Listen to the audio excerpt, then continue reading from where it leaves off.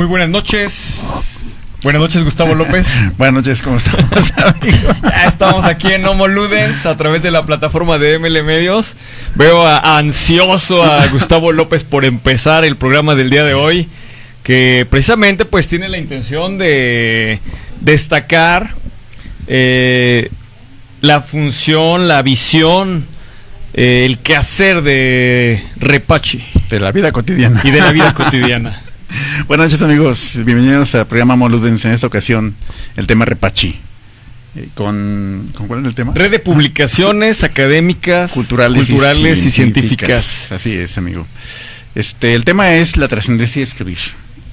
De la trascendencia de escribir. Y la pregunta es, ¿quién escribe para ser olvidado? ¿Quién escribe para no ser leído? ¿Quién escribe para no trascender? Nadie. Sin embargo, pareciera ser que el día de hoy escribir ciencia, escribir cultura, escribir reflexiones, el ensayo, la crítica, en una vida tan rápida y tan acuciosa, pareciera ser que rápido va a pasar de moda, ¿no? En esta vida rápida, en esta vida que exige una velocidad impresionante en todas las actividades, pareciera ser que las actividades se hacen para ser consumidas y desechadas. Sin embargo, es una paradoja porque las personas que de alguna manera se dedican a escribir, a dejar una huella de la cultura de su tiempo, de su especialidad, de su momento, lo hacen con el propósito de permanecer a través del tiempo, lo hacen con el propósito de que por lo menos quede aquel simiente que de alguna manera va a ser ladrillo de la construcción futura, que si de buena calidad o mala calidad estará por verse. Pero definitivamente nadie escribe para ser olvidado, nadie escribe para ser desechado y nadie escribe simplemente para ser ignorado. Entonces, el propósito de quien escribe arte, ciencia, cultura, reflexión, crítica, lo hace precisamente con el propósito de aportar a la construcción de una nueva sociedad. ¿Uno es egoísta cuando deja de escribir? No, de ninguna manera. Escribir es un oficio. Es un oficio porque aunque tus vivencias puedan ser bastante buenas, bastante interesantes, incluso trascendentes, no siempre se tiene la habilidad para escribir. Recordemos que el lenguaje tiene las 4 habilidades necesarias, que es una hablar, la otra es escuchar, la otra es leer y la otra es escribir.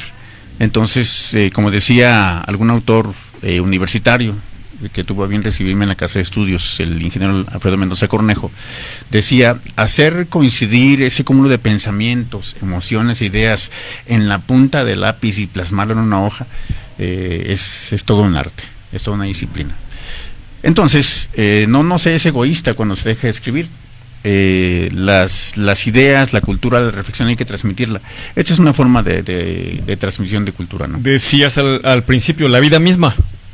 La vida misma. El plasmar en un documento la vida que transcurre una persona, ¿qué tanta trascendencia puede contener?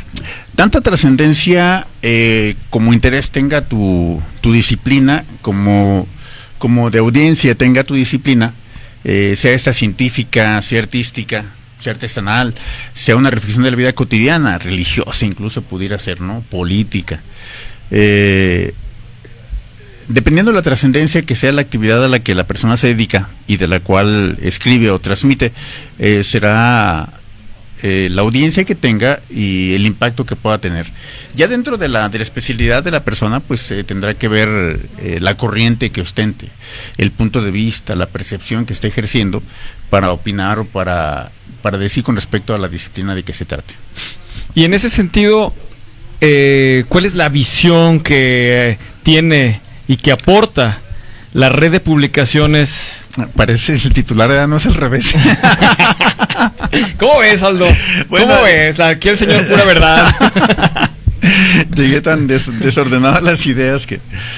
efectivamente, la red de publicaciones académicas, culturales y científicas tiene como propósito captar las impresiones de los artistas, de los científicos, de la gente de la cultura, de la reflexión, de la política, para que de alguna manera queden recuperadas en un espacio, queden a disposición de quien esté interesado esos trabajos que las personas se dan a la tarea de plasmar a través de la cultura del lenguaje, el lenguaje escrito.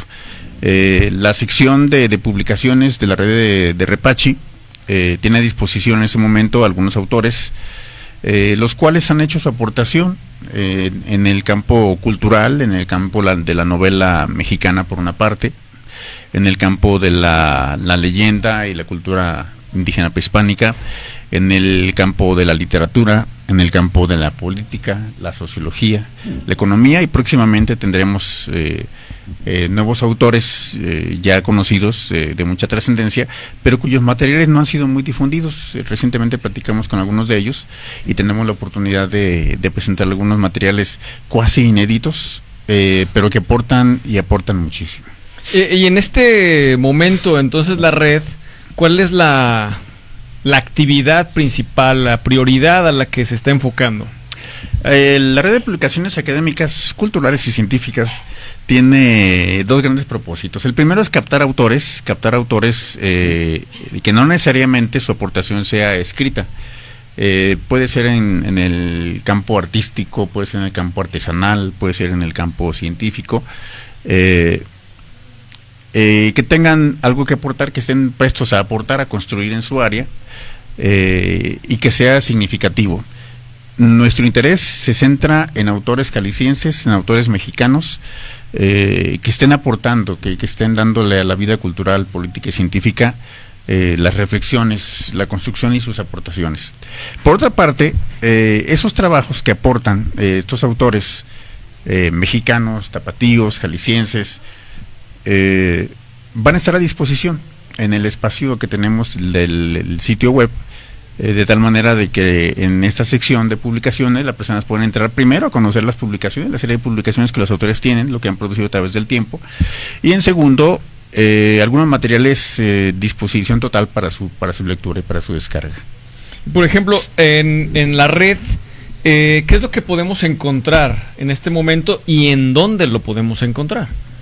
En este momento, como estamos todavía trabajando en la construcción del sitio web, está ya casi terminado, hay que accesar por él a través de la plataforma de YouTube. Se están haciendo una serie de programas como este, como Homo Ludens y otros que hemos hecho, que quedan grabados en YouTube. Los pueden encontrar como Repachi Publicaciones. Ahí pueden encontrar a los diferentes autores con quienes hemos platicado, diferentes entrevistas que hemos realizado, diferentes documentales. Hemos hecho un par de documentales más o menos interesantes, en donde en la parte inferior del video de YouTube aparece la leyenda Ver Más. Una vez que se teclea ahí, se da clic, aparece la página, el sitio web, que tecleando ahí te manda a la página. En la página tenemos diferentes secciones. La sección de autores, donde presentamos a los autores que están conformando esta red, que están aportando sus trabajos. Tenemos una sección de publicaciones, en donde se encuentran las publicaciones de estos autores. Tenemos una sección que le llamamos sala de lectura, en donde la persona puede entrar a la sala de lectura y va a encontrar ahí las publicaciones que están disponibles para ser leídas. Tenemos una sección que le titulamos Sin Fronteras. El propósito de la sección Sin Fronteras es presentar la cultura de los autores, la aportación cultural que hacen en otros idiomas. En este momento estamos considerando el inglés y el francés. En el inglés está a cargo la comunicadora Yolo López Pérez, que es mi hija, quien le mando un cordial saludo. La maestra Fernanda Ramón, a cargo del francés, también le enviamos un cordial saludo. Próximamente vamos a grabar el domingo un trabajo con ella muy interesante. Y estamos considerando también el español como parte de la sección Sin Fronteras, porque al ser aportaciones culturales de mexicanos, la lengua española debe ser difundida. No porque le falte difusión. Recientemente leía un libro del maestro José María Muria, y en su texto decía, yo escribo y hablo un buen español, un español bastante vasto e importante, y no precisamente porque sea una persona sumamente culta, que sí lo es, sino porque hablo un español muy rico, muy enriquecido, el español mexicano, el que sale de México, porque es un español enriquecido con americanismos, dice el maestro, y eso hace que el español sea mucho más rico que el español de España. Entonces, es por eso porque vamos a considerar también hablar de esta sección de Sin Fronteras en español, haciendo uso de ese español elegante, de ese español enriquecido. ¿Qué pasó? ¿Quién está? No, pues aquí estamos con los saludos, vemos buenos amigos en la plataforma, saludos a Itzel Valdés, saludos a Sergio García, a Gil Saras, a Maribel Ornelas, a Jesús Zúñiga, a Marga Campoamor, saludos, a Santiago Cervantes, a Antonio Plasencia, saludos, luego nos echamos un atún, claro que sí, estilo Los Mochis, saludos a Gloria Nuño, a Nacho Maldonado, a Ramón Velasco que se está incorporando, saludos, y bueno, pues estamos hablando de la trascendencia de plasmar ideas, de dejar un legado escrito, y que para ello la red de publicaciones académicas, culturales, científicas, de Trompo, Valero, no, es otra cosa, ¿verdad? Artísticas, artesanales y culturales. Hace la invitación a todo aquel interesado, no solamente a conocer lo que ya tienen en la línea, en las redes, sino también a poder sumarse a la causa y pues proyectar sus obras, ¿no? Precisamente estamos dando una batalla en contra de la vida rápida, de la vida líquida, del amor líquido, ¿qué otra cosa escribe Bauman? La vida líquida de Bauman, la sociedad líquida, el amor líquido, bueno, no, todo líquido, Aldo líquido. ¿Cómo ves, Aldo? Hoy viene muy especial el licenciado Gustavo López, ¿verdad? Bueno, dar la batalla significa construir una instancia sólida, firme, que no sea rápida, que no sea volátil, que no sea un programa que aparece y desaparece. En el campo de la edición, en la revista le llaman las revistas submarinas, ¿no? Son aquellas que aparecen 3 números, 4 números, 5 números y luego se hunden como submarinos y no se vuelve a saber de ellas. Un flashazo de luz encandiló y se apagó. Así es. ¿Y dónde quedó? Lamentablemente eso tiene que ver con los usuarios de las revistas, con los usuarios de las revistas científicas o de las revistas especializadas, de las revistas de divulgación, que son las que de repente con una muy buena intención, entonces recordar algunas revistas en el campo de la educación física. Te recuerdo, por ejemplo, Askesis, no sé si conociste la revista Askesis, la revista del Colegio Mexicano de Ciencias del Deporte, que encabezaba el doctor López Taylor. Te puedo nombrar como 5 revistas muy bien intencionadas. Algunas internacionales. En el campo de la ciencia del deporte, que están en esas condiciones, nacen con muy buena intención, nacen con los mejores recursos, pero luego desaparecen por la falta de solvencia económica, por la falta de la estructura, repito, de la estructura que se requiere para esta difusión. Entonces, reflexionando sobre esto, en la red de Repachi, pensamos recuperar todos aquellos materiales que legalmente puedan ser sostenidos y soportados en esta red para presentarlos al público, a la gente. Por ejemplo, me impresionó mucho, alguna ocasión cuando empecé a estudiar a Ferdinand de Saussure, alguien me presentó a Saussure. Yo dentro de la lingüística le apostaba a Chomsky, a Super Chomsky, hasta que un buen día me encuentro con una persona que me presenta a Saussure y yo le digo, a ver, espérame, no hay nada como Chomsky. Empezamos el debate y finalmente fue un autor muy importante en mi vida, que ha trascendido, ha completado mi formación, mi comprensión del universo. Pero resulta que Saussure, ese autor, daba sus clases de lingüística con sus alumnos. Daba clases de lingüística, pasó una generación, otra generación, él llegaba con sus apuntes, los apuntes de esto, los apuntes del signo, los apuntes del otro, los apuntes fulanos. Un día fallece Saussure y los alumnos se dan a la tarea de conjuntar esos apuntes y de publicar este material presentado continuamente durante los cursos de Ferdinand de Saussure, y son ellos los que hacen la compilación de los materiales y la publicación del libro, dándole crédito a Ferdinand de Saussure, aunque fueron los alumnos los que finalmente recuperaron todo aquel material. Es una aportación importantísima. Ha trastocado el mundo de la lingüística, de la semiótica, la semiología y demás disciplinas que son por demás interesantes. Bueno, al final, cuando algo vale la pena, y en ese mismo contexto, los alumnos, pues en un gesto de gratitud, pues llevan a efecto y de inmortalización relevar de las eso. ideas, la inmortalización de las ideas y de sublimar al personaje que la Feria de Saussure. Si no ha sido por aquellos alumnos, a lo mejor Saussure no es tan conocido, ni tan discutido, ni tan esgrimido como en nuestros días. El motivo es el siguiente. Publiqué por ahí recientemente en mi página personal de Facebook, en mi sitio de Facebook, ¿cómo se dice? Sí, tú no te preocupes. Sí, tu sí, red sí. social, su red social. Una de mis Modesta redes sociales, red social. sí, señor. A un buen amigo, René Michel, por cierto, Aldo me dice, oye, invítalo al programa.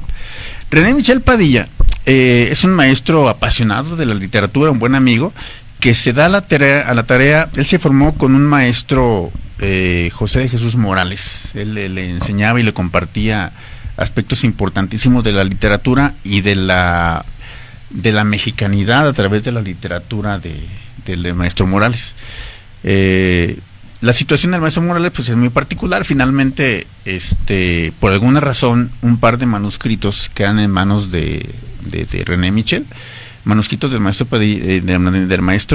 Morales, no publicados, pero muy bien trabajados, artísticamente trabajados, de una manera, él le llama narrativa poética, y es apasionante y hermosa.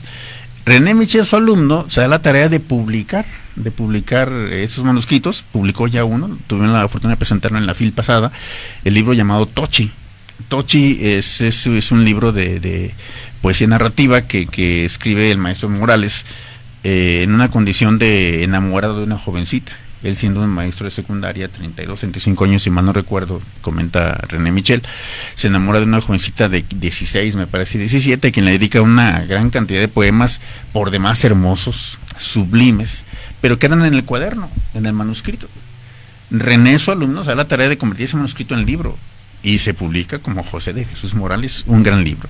De igual manera, recientemente tuvimos una lectura de Moloncos, es otro libro del maestro Morales, también hermoso, precioso, donde hace alusión a la cultura mexicana, a los americanismos, que hace un momento hablaba yo con respecto a lo que decía José María Muriel. Cabe decir que este libro de Muriel lo acabo de leer la semana pasada porque tuvo la gentileza de regalármelo, un libro escrito en catalán. Entonces, bueno, aunque para mí era una joya y pensaba leerlo con mucha calma, para mi sorpresa, muy entendible. Fue mi primer contacto con la lengua catalana, pero entendí la gran mayoría de los textos, además interesantísimos, muy interesantes. ¿Por qué los entendí? Bueno, me supongo que el catalán, para empezar, es parte de las lenguas romances. Y para continuar, conociendo al maestro José María Muriel, conociendo una gran cantidad de conferencias que él ha impartido con respecto a estos temas, y la vasta cultura que nos ha compartido, me permitió entender ese libro en catalán bastante bueno, muy interesante, en donde él esgrimía la riqueza del español mexicano, virtud de los americanismos que aporta la cultura original. Entonces, inmortalizar las historias, inmortalizar la cultura, inmortalizar a personajes es una tarea sublime, es una tarea importantísima que ha permitido que a través del lenguaje escrito conozcamos sendas culturas, sendos autores, sendas ideas que nos permiten ser lo que somos. En un embate frontal, directo y hasta retador a esta vida líquida, a esta vida que nos atropella y nos intenta diluir, hemos creado Repache para hacer una estructura firme, sólida, con convicciones, con identidad cultural, que se instituye y se manifiesta como un referente, quiere ser un referente, para que allí coincidan autores, historias, ciencia, cultura y todo lo que eso significa. Bueno, esto, si hablo mucho me puedes decir, ¿eh? Esto surge desde el contexto también de ciencias de la salud. Eso surge porque tu servidor, una vez que incursiona en la cuestión de la publicación, tú haces recordar, tú coincidiste con un servidor en aquel tiempo en que hacíamos el boletín informativo del centro universitario.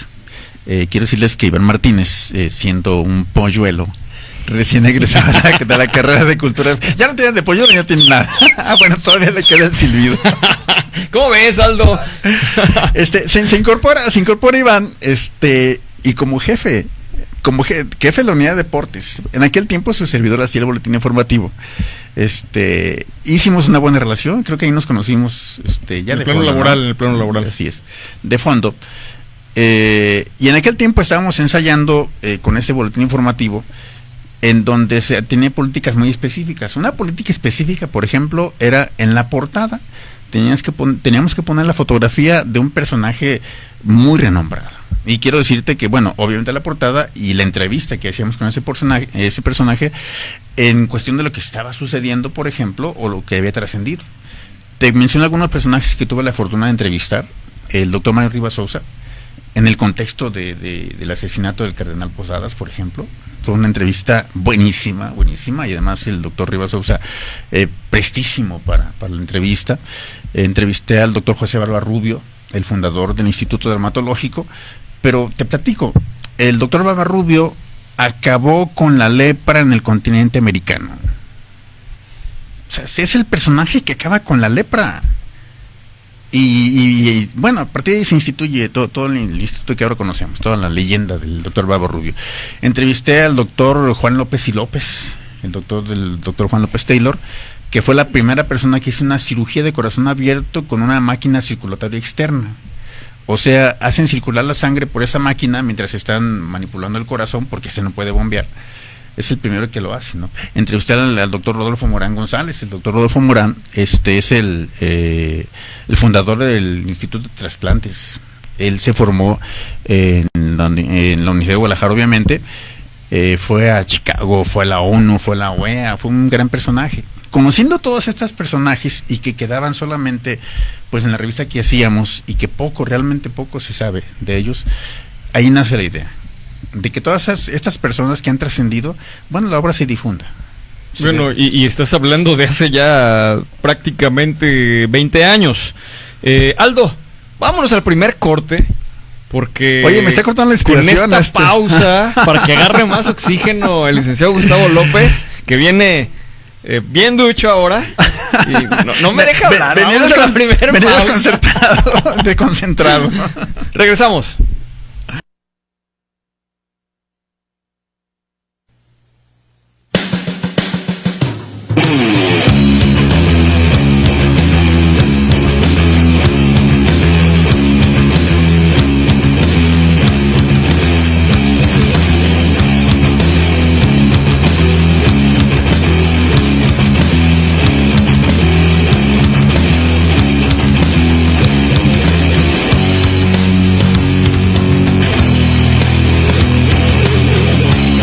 Sin la memoria de un día extraño.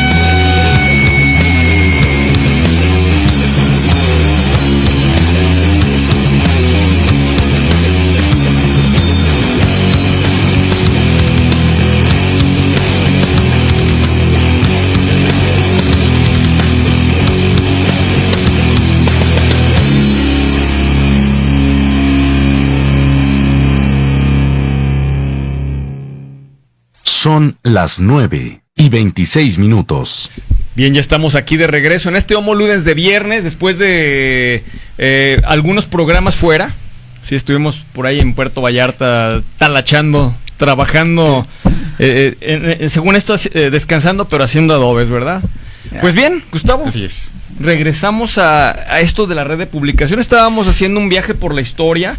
Nos trasladamos prácticamente al año 2000, donde iniciaba ese proyecto, pero que pues creo que has picado mucha piedra allí en el Centro Universitario de Ciencias de la Salud, en donde pues administraciones van, administraciones vienen, y de repente eso complica un poco las cosas, el hacer más sólido un proyecto de esta magnitud. Sí, ahí nace la experiencia y ahí nace la observación que empezamos a hacer en las jóvenes generaciones que llevan prisa por formarse, que llevan prisa por destacar como los grandes científicos, como los grandes aplicadores del conocimiento, como los conocedores de la farmacopea.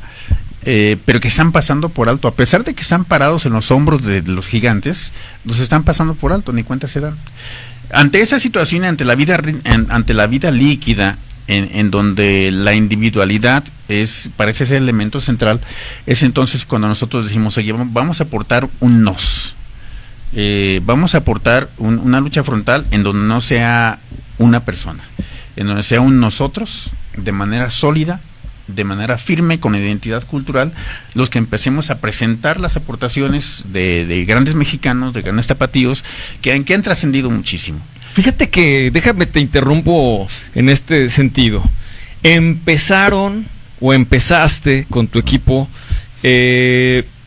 a tratar de llevar más allá las ideas biomédicas, pero ahora vas globalizando.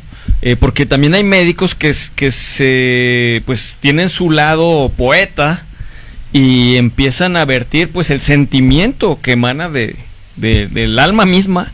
Entonces esto, el trabajo médico y el trabajo intelectual junto con la integración de la literatura, pues llevó a hacer a algunos médicos obras literarias relacionadas con la poesía, la prosa, los cuentos.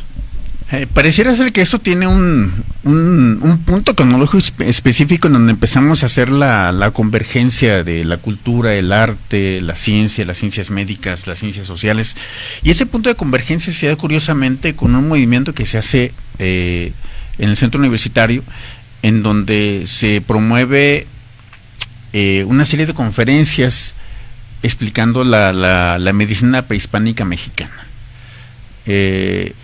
Me invitan a esas pláticas como un aficionado al respecto, pero me hacen coincidir con el maestro Otto Shondove Baumbach, el mejor arqueólogo de Jalisco, en donde el maestro Otto Shondove empieza a presentar los esquemas, obviamente científicos, perfectamente articulados, y tu servidor, la experiencia empírica, antropológica de haber estado en comunidades indígenas y haber trabajado y visto cómo trabajan con las hierbas y los medicamentos. En ese contexto viene la integración entonces de los elementos antropológicos, sociales y culturales a las ciencias biomédicas, y de ahí la idea entonces de empezar a hacer trascender todo esto, de empezar a hacer trascender a los autores. Es una vida, la publicación universitaria es una publicación un poco compleja porque es eminentemente académica y científica. Poco sale al público en general, aunque debiera de salir, pero también poco se trabaja porque salga. Muchos de ellos publican porque así se les exige en el CONACYT, así se les exige en el programa de mejoramiento del profesorado, así se les exige por los estímulos al desempeño docente. Muchas veces el trabajo es muy valioso, se quedan ahí. Entonces, en ese andar hemos querido rescatar, y que no es sencillo, tenemos que decir que no es sencillo platicar con los autores, con los científicos, y traer sus obras a Repachi para presentarlas. En ese proceso estamos, hemos sido muy afortunados. Por ejemplo, ya he visto que no se ven bien los videos, pero bueno, aquí está el libro. Este libro es el que nos proporciona gentilmente el maestro José María Muria, en catalán, y que narra una experiencia extraordinaria. Por ejemplo, en una plática con él hablamos de cultura indígena y mi afición por las culturas indígenas, por la lengua indígena, los valores culturales de esta lengua y lo que aporta. Y me decía el maestro José Muría, bueno, pues yo tengo un libro así y así, y le dije que me tenía alguno por ahí, gentilmente me lo obsequió, inmediatamente el día siguiente me llamaron de su oficina y me lo hicieron llegar. Trae un capítulo hermosísimo que se titula La Santísima Dualidad. La gente habrá escuchado alguna vez la Santísima Trinidad en un contexto eminentemente religioso, en un contexto eminentemente dogmático. Bueno, pues hay un juego de palabras aquí muy interesante, porque el maestro Muría habla de la Santísima Dualidad desde su punto de vista, él como mexicano, pero también como catalán, que tiene la herencia de la cultura catalana, por sus padres, por sus abuelos. Bueno, y esa dualidad podría interpretarse también en una generalidad humana, porque pues vivimos en ella, ¿no? A ver, le voy a quitar la generalidad porque esa es la aportación precisamente, porque estos dos elementos le dan identidad cultural al maestro José María Muría. En lo particular a él. Como a nosotros nos da la identidad cultural el conocer la cultura mexicana, la cultura indígena mexicana, y asumir pues el español y la cultura mestiza que en ese momento tenemos. O sea, el sincretismo cultural tan criticado, tan comentado, no vayas a sacar chispas ahorita, por favor. Obras de arte. Entonces, esa identidad cultural es importantísima en este vertiginoso mundo de hacer, de correr y de deshacer, porque la identidad cultural la ponen en venta a los nuevos jóvenes. El nuevo sistema de neoliberal te invita, para que vivas tan rápido, asumas una posición ahorita y la deseches, te pongas una camiseta, por ejemplo, la camiseta universitaria, deséchala porque ya te vas a poner la camiseta de la radiodifusora fulana de tal, que representa aquí mi amigo Aldo, al rato deséchala porque vas a ponerte en la camiseta de etcétera, en donde la identidad cultural está en venta. Mucho ojo. Y esto es lo que nos está dando en la torre. Esto es lo que nos está despersonalizando. Viene con todo el licenciado. ¿Cómo ves, Aldo? ¿Cómo ves? Lo desconozco, Bueno. Mira, a ver. Marga Campoamor dice: saludos, profesor Gustavo López, como siempre un placer escucharlo hablar de estos temas del lenguaje. A ver cuándo me invita saludos un café, a Ceci Marga Macías, Esquivel Gutiérrez, José Esquivel Gutiérrez. Saludos a Nacho López, saludos a todos en el estudio. Gracias, Nacho. A Abraham Carrello, saludos. Abraham nos está escuchando, viendo y escuchando hasta Vancouver. Las alitas, no, esas son otras. Vancouver, Canadá. Y Marga Campoamor dice: hablar, escuchar, leer y escribir. Así es, las 4 habilidades del lenguaje. Pero yo decía que hablando de dualidades y en esa generalidad humana, es decir, no me refería solamente al doctor José María Muría, sino al género humano en que nos movemos en dualidades, el bien, el mal, el día, la noche. No podemos separar a veces eso, y es interesante el concepto que maneja. Fíjate que hay un concepto que nos están introyectando a través de esta vida rápida, este neoliberalismo voraz, este capitalismo hiper extendido, nos está llevando a una mentalidad extrema y ni cuenta nos damos. Date una idea.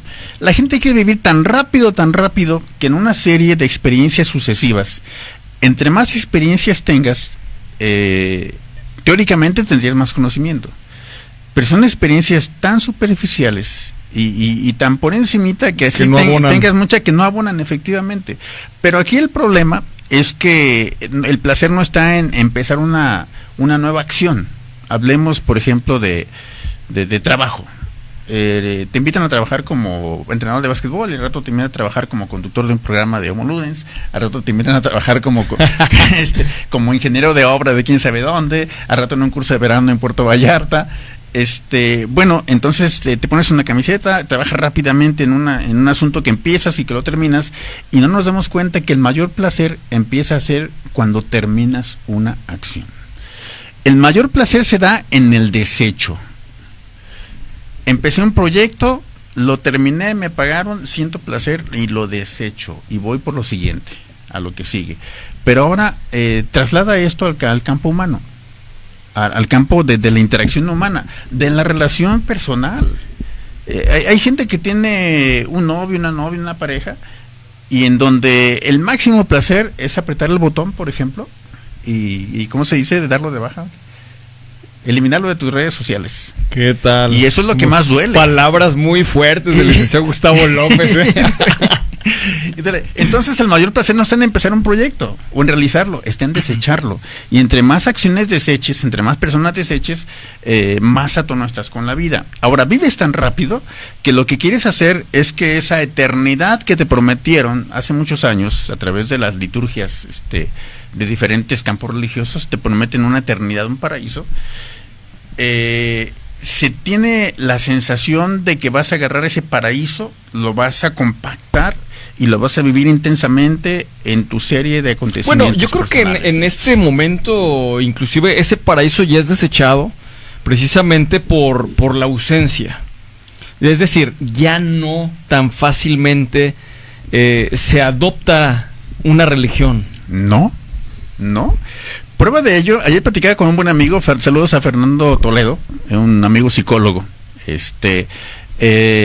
Preparábamos una conferencia que próximamente se va a dar sobre déficit cognitivo en personas de la tercera edad. Y se me fue la onda. ¿Cómo ves, Aldo? Oye, a ver, apúntamelo. Déficit cognitivo en mayores. A ver, deposite sin colgar otra moneda para continuar. ¿Ves? Vas muy a prisa. Aquí tenemos la prueba de una víctima más del neoliberalismo, del comercialismo, la mercadotecnia. Va tan rápido que dice, ¿en qué parada me tenía que bajar? A ver. Ya me pasé. ¿Ves? ¿Cómo ves? A ver, toma. A ver, estábamos precisamente hablando de lo rápido con lo que vamos. Vamos volando. ¿Nos vamos a regresar? Vamos volando. Bueno, el caso es que quiero comentar que en ese momento, ya me acordé cuál era el tema de Fernando. Fernando me decía, es que fulanito de tal que tiene un laboratorio para poner tatuajes, está yendo muy bien. Es que fulanito de tal que puso una clínica de terapias holísticas, masajes, aromaterapias, le está yendo muy bien. Y yo que soy psicólogo, no puedo ver la mía.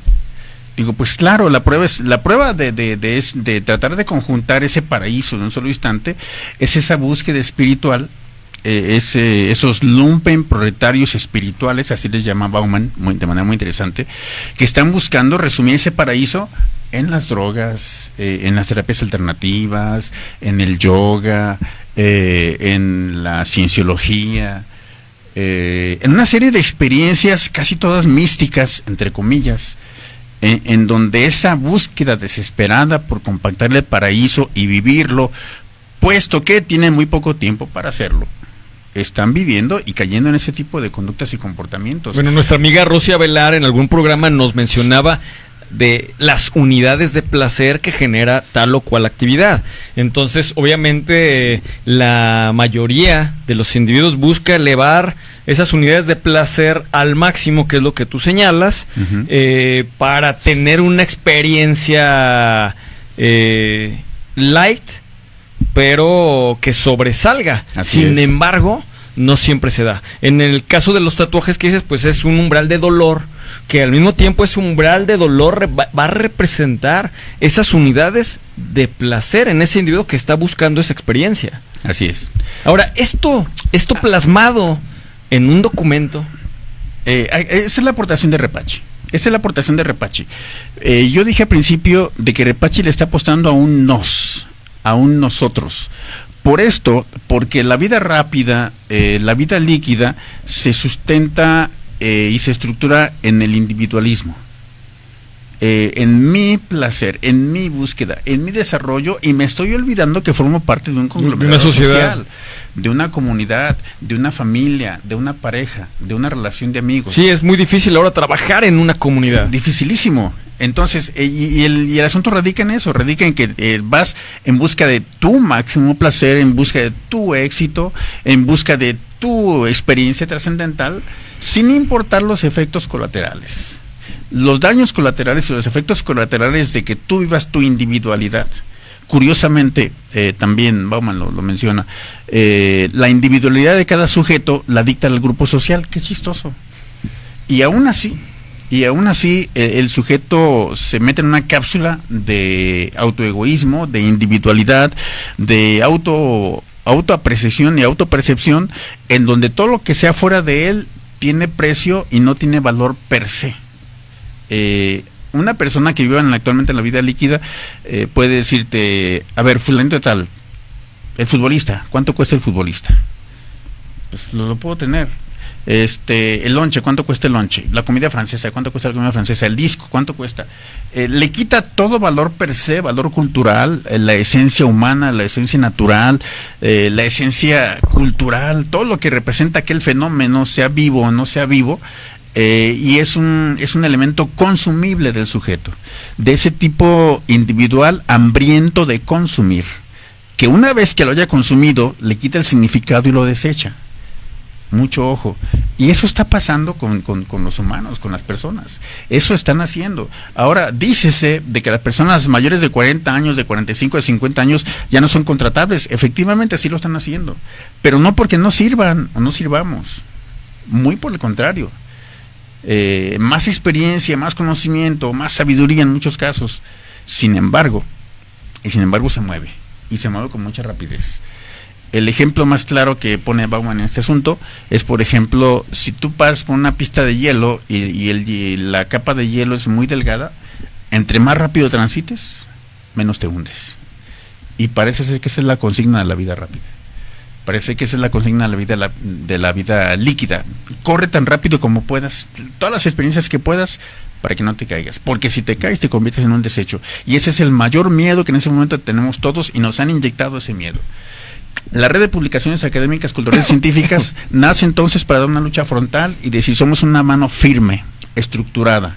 Somos un brazo fuerte con identidad cultural, que le apostamos a un nosotros. Le apostamos a una permanencia. Particularmente porque estamos usando el lenguaje hablado.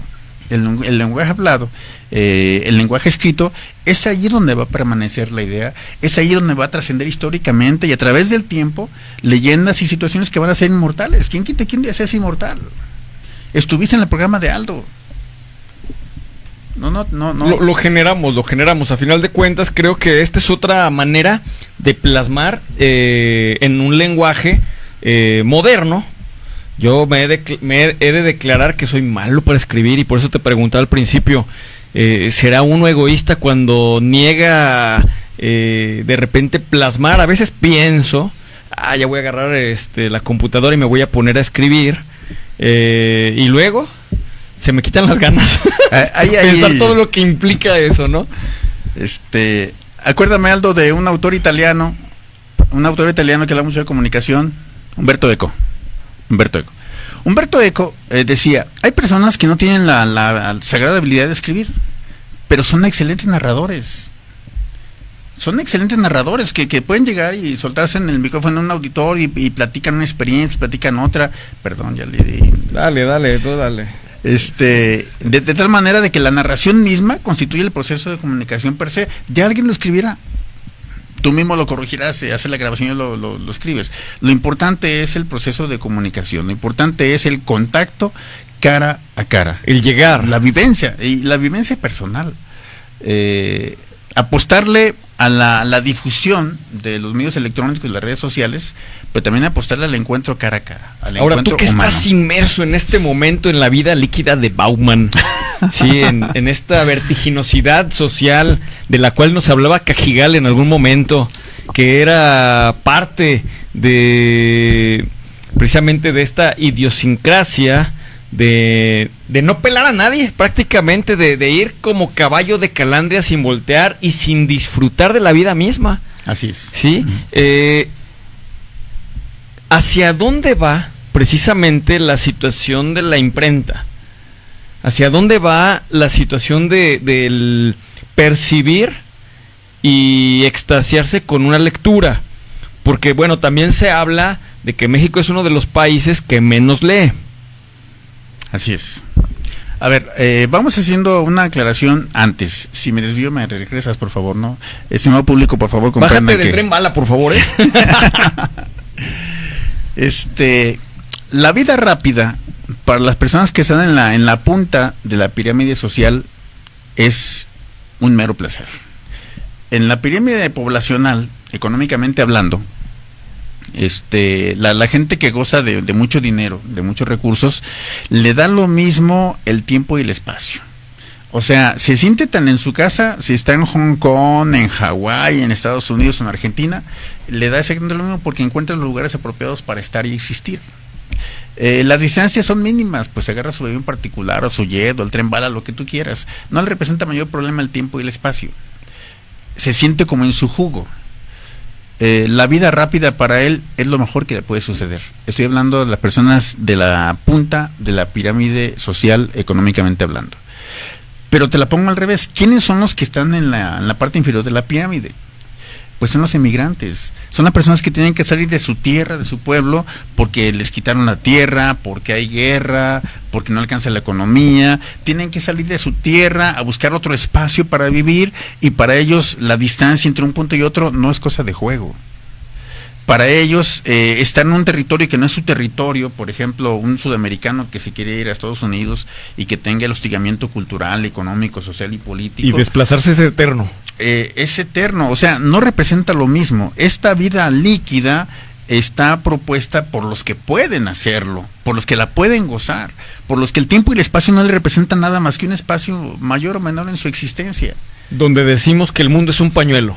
Efectivamente, pero no así con las personas que son emigrantes, que están siendo expulsadas de su territorio por muchos factores. Y vaya que estamos viviendo una oleada de inmigraciones terribles. Vámonos a la lectura. Producir lectura para esa élite que lo tiene todo, pues sí se puede producir bastante lectura, además son los que los aprovechan. Pero pídele que lea a un inmigrante que difícilmente tiene para llevarse un pan a la boca.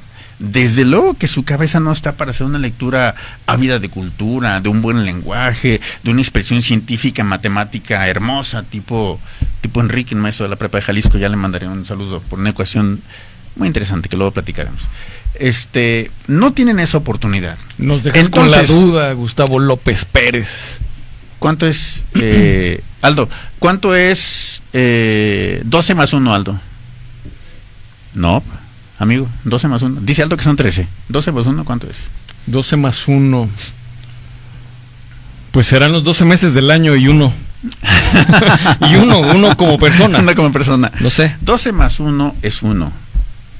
Porque si son las 12 de la noche y transcurre una hora, entonces la 1 de la mañana. O sea, cambiamos el paradigma. Entonces, esto es lo que sucede. A ver, o sea, Aldo, la construcción de paradigmas. De eso que tienes ahí en la entrada, licenciado Gustavo López Pérez. Eso le dice Mario Bunge, se lee la ciencia, su método y su filosofía. Bueno, entonces nos vamos a la cuestión de la imprenta y las publicaciones. Las publicaciones en este momento las puede disfrutar la persona de la pirámide superior cómodamente, y las puede mandar traer, o sea, el famoso comprar libros por computadora, ¿cómo le llaman? ¿Cómo se llama, Aldo? ¿El Amazon? Amazon. Mandas pedir el título que quieras y te llega a tu casa y pagaste con tu tarjeta de crédito. Pides eso a un inmigrante que va de África a Europa, o un guatemalteco que viene a México. No, obviamente estás hablando de entonces, la capacidad de poder adquisitivo. La producción literaria se está yendo al entretenimiento. Ojo, no al conocimiento, al entretenimiento. Prueba de ello te pongo, por ejemplo, Disney, Radio Disney. Es el güey que traen de que quién sabe qué empresa se comió que es de otra empresa, que Marvel se comió a quién sabe cuál, y ahora todo el mundo habla de superhéroes, todo el mundo habla de las características de un superhéroe, de un otro, que no se moría, ya se murió, etcétera, etcétera.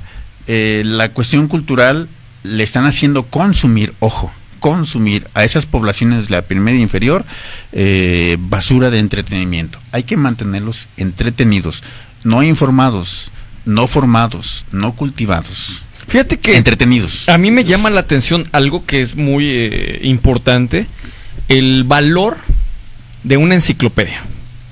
Hoy una enciclopedia tiene un valor cero, porque prácticamente toda la información la encuentras en la red.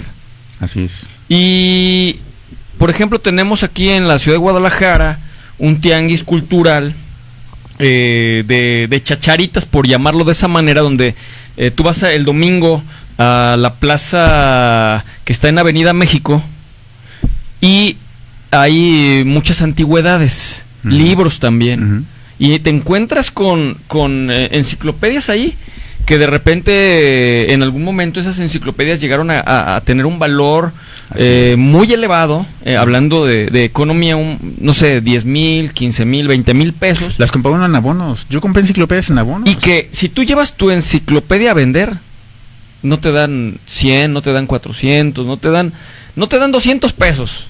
Y te dicen, es que ya la gente ya no las compra. Pasa la fil y todavía ahí, pues, por ser valor nuevo, quizás las encuentras en 2 o 3,000 o 4,000 pesos. Pero ya no tan fácilmente la gente las adquiere. Ya van más bien por un libro muy específico y lo que tú señalas, quizá más enfocado a un aspecto de entretenimiento. Sí, Pero esto me lleva a pensar, ¿qué leer? Hay que leer libros, y libros buenos. Voy a un comentario. Precisamente el internet, el famoso Google, para que si alguna vez me está viendo quien me corrigió, ya vea que lo pronuncio bien a pesar de que no nos veamos. El famoso Google, es esa pista de hielo frágil, en donde pasas a mayor velocidad recogiendo exclusivamente lo que estás buscando, lo tomas, lo usas y lo desechas. Las enciclopedias están desechadas. Son material ya de poco valor, de poco aprecio. En esta vida. Hoy en día son funcionales. Bajo este paradigma de la vida líquida, las enciclopedias ya no tienen valor. Hoy en día son funcionales. Claro que son funcionales. Didácticamente y pedagógicamente son súper funcionales. Porque a un jovencito le das una enciclopedia, básicamente un diccionario, y le pides que te busque el fenómeno fulanito tal, y su acción neuropsicológica va a ser mucho más compleja y más completa que simplemente teclear un par de botones. Aprender a buscar, hacer semiología, hacer semiótica, porque tú le das una palabra y le dices, búscame la palabra paradigma. Buscan la palabra paradigma, y entonces en lugar de teclear paradigma y ver qué dice la maquinita, va a tener que decir, caray, a ver, hay un orden alfabético. Hay primero la P y luego la A, y etcétera, etcétera, y se va a encontrar con palabras nuevas, y al definir la palabra paradigma va a encontrar nuevas palabras que tendrá que redefinir en esa misma enciclopedia. Esto es, desde el punto de vista neuropsicológico, está viajando en un contexto físico muy específico, la enciclopedia, en físico, en una página, en otra, viendo ilustraciones. No está viajando de manera virtual, ahora sí que virtual, sin saber de dónde viene la información y qué tan válida puede ser, que ese es otro tema, además. Entonces, es importante decir, la vida rápida, la vida líquida, se está gestando a partir de la gran velocidad de consumo y de desecho, en donde el mayor placer se da en el desecho, por haber concluido la situación fulana y tal, haberla entregado, y voy a lo que sigue, perdiendo esencialmente los valores culturales y con ello la identidad, los valores de la identidad, generando individuos individuales. Valga la redundancia. Valga la redundancia, en donde el valor social, de conglomerado social, de grupo social, de comunidad, de identidad cultural se pierde. Los signos, los símbolos, los íconos culturales se empiezan a hacer, dicen ahora, globales, tan globales, que no puedes identificar la identidad cultural de una persona de otra, que cada vez cuesta más trabajo de las nuevas generaciones, y hasta el sexo. Hasta el sexo te cuesta trabajo ya identificarlos, ¿no? Vaya que sí. O sea, la identidad cultural. O sea, la misma gente se ensimisma en el yo. Así es. En el yo, en mi satisfacción rápida e inmediata, sin medir los efectos colaterales de quienes me rodean. Y cuesta más trabajo la interacción social persona a persona. Va perdiéndose la interacción social. Es muy difícil hoy en día interactuar persona a persona, que es más fácil interactuar a través de un aparato. Tú los ves, o sea, velos en un restaurante, las familias comunes, y cada quien con su teléfono, ¿no? Mándale un WhatsApp para que baje a cenar. 2 minutos, no puede ser. Aldo, no me lo asustes, no por hemos favor. hablado de Repachi. Mejor regálale un minuto. Bueno, Déjalo que se explaye. El punto de la red de publicaciones académicas 4, dice Aldo. Gracias, Aldo. La red, el propósito de la red es depositar en este espacio virtual la aportación cultural a través del lenguaje escrito y el lenguaje hablado. Tenemos, por ejemplo, un documental que hicimos con el doctor Rodrigo Ramos Zúñiga, con aquello del libro de Neuroanatomía de la Esperanza. Interesantísimo, buenísimo. Ahí está el documental, ahí están las reflexiones, ahí está la entrevista con el doctor. Y de esa manera tenemos y seguiremos teniendo las aportaciones culturales, las cuales deben de prevalecer a través de la historia. No sé si usted me dice cuenta que publiqué en mis redes sociales un poema que se titula ¿Te quiero? Te quiero. Mi te quiero prevalece, mi te quiero permanece. La cultura tiene que prevalecer. Y ese poema lo tienes en dos lenguajes, ¿no? No, ese poema solamente está en español. Solamente está en español. Anunciamos que en la página de Repachi tenemos el inicio del libro de La Niña y el Volcán. La Niña y el Volcán es una leyenda en español y en náhuatl. Recuerden que Salilacap es un libro de servidores, está escrito en español y maya. La Niña y el Volcán fue antes que Salilacap. Y se habla de la tradición de la medicina prehispánica, por cierto. Aprovecho, en aquel tiempo estaba en erupción el volcán de Colima. El volcán de Colima viene de Coli, significa abuelo, Maitl significa mano, la mano del abuelo. Entonces de ahí me agarré para hacer la leyenda del volcán de Colimaitl, el abuelo Colimaitl, corazón de fuego. Y se habla un poco de medicina prehispánica de la región de Colima, se habla en náhuatl. Y ahí sí tenemos versiones en español y en náhuatl muy interesantes. Ojalá pronto las podamos aquí transmitir y compartir. Insisto, la cultura prevalece. La lectura es cultura. Lea, ya con el tiempo encima, la vida líquida de Bauman nos vuelve a ganar. Esto no es una estación comercial, así es de que tenemos una ventaja sobre otras, que a lo mejor no nos ve mucha gente, pero nos ven los indicados. Y si usted está aquí detrás de esa pantallita en el Facebook o detrás de esa plataforma de www.mlmedios.com, pues usted es uno de los privilegiados que está cultivando su ser, está cultivando su espíritu, y en algún momento trascenderán estas ideas y lo llevarán a usted a ser quien usted desea ser. Gustavo López, ¿qué más cerrando este capítulo de Repachi Publicaciones? Pues hacer una invitación para que las personas consulten a los autores de manera directa en sus obras impresas, y si no, consulte Repachi, búsquenos en la red de publicaciones académicas, culturales y científicas, porque estamos construyendo estamos construyendo una mano sólida, con identidad cultural, con valores. Conste que los valores tienen un elemento importantísimo, que es la duración. Para que un valor sea ejercido como tal, se considere como tal, tiene que durar, de lo contrario no es valor, es moda.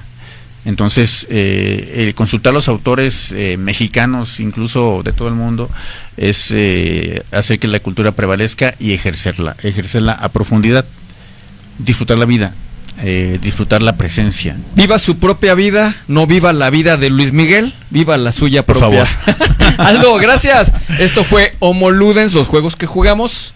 Nos vemos el próximo viernes. Que cierre, buenas noches.